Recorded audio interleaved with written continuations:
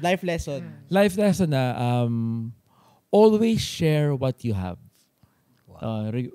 In regards to business, ideas, isa na naman yung goal ko kaya gusto ko mag-monochrome, gusto ko mag-workshop, is to elevate the photographer, videographer community. Yun. Ayoko mag-swapang. Kaya open book ako eh. Kung may nagtatanong sa akin, sumasagot talaga ako.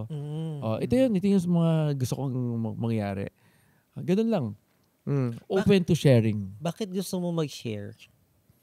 That's the way na magiging world class tayo eh. Yeah. Yun lang yun. That's the ultimate goal. Nice. Kung makita ko yung next generation, nagsushoot na abroad. Diba? Puro foreign clients na, kinukuha na here and there. Diba? Ang galing ng feeling na yun. Ganda. Na alam mo, talaga. na may part ka ron sa tao na yun kasi nag-share ka sa kanya ng knowledge and ideas. Yes, exactly. Tingnan mo yung ang Korean TV shows. Yeah. Diba? May promoter sila na Korean din, na taga-US, something like that eh. Sobrang siyang nagtatampan ng pera para mapasok yung mga Korean productions. Look at where the Korean films are now. Ngayon, di ba? Worldwide. Oo. World class. Number 1. Sobrang kong hanga sa mga Pinoy friends natin based abroad na nagpo-promote ng Pinoy creativity. Oo. Mahirap yun. Totoo, di ba? Dami niyan. Dami yung mga OFW natin, mga kabayan, ng mga photo and video team na. Yes, oo.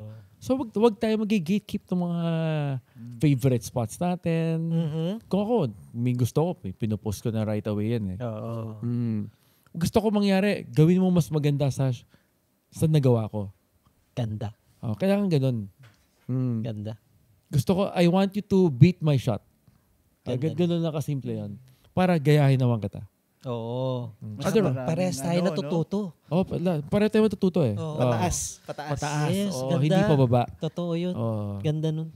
Ang mahirap talaga, marami nagko-comment, gusto lang, hinahanap lang yun yung negative eh. Yun ang ayaw natin. Yan. Galing na no? From sharing, pero packet. Sharing is caring. Nag-share ka sa kanya, natuto siya, gumaling siya, natuto ka sa kanya, parehas kayong umaakyat. Dapat sabay-sabay kayo umaangat. Galing. Kaya yung ayaw, siguro nalalearn ka lang over the years na ina-out ka na yung mga negative people around me. Actually, after pandemic, talaga ang daming realization. Marami talaga eh. Ako, talaga, Yes. Doon nawala kasi yung mga negative vibes. Totoo, di ba? Meron pa rin naman, pero I mean, tayo mismo, i-eliminate mo talaga yung ayaw mo na ng stress eh. Pag toxic ka, ngayon, pag toxic ang tao, wala kang kaibigan. Yes. May movement ng malalaman mo. Malalaman mo. Lalayo lahat sa'yo pag toxic ka na tao. Gusto mo talaga good vibes, ma-influence ka ng tama. Totoo. Expand mo lang creativity mo. Hindi yun, kailangan mo pa i-deal yung mabigat na tao. Di ba? Parang ang dami mong time. Pero i-concentrate mo na lang sa'yo at sa iba na parang bro, lahat tayo may problema, no? Yes, Diba? Pati ba naman problema mo, sagot ko? Diba? Siyempre per company, ayaw mo ng mga pasaway, diba? Sa company mo. Actually. Kaya kailangan mo, siyempre yung mga pasaway, sabihin niya, masyado kang kiss as the boss mo, pero positive energy lang naman tawag doon eh. Totoo. Yung mga nagsasabi nun, inang mga pasaway. Yung mga negative, no? last day mo na. First and last day mo na. Kailangan paangat lahat. Ganda. Ganun dapat yung energy ng grupo. Positive energy sa lahat ng bagay. No? Kung ayaw mo, di ba? You can always resign and go. Di ba? Panindigan mo na yung pagiging introvert mo.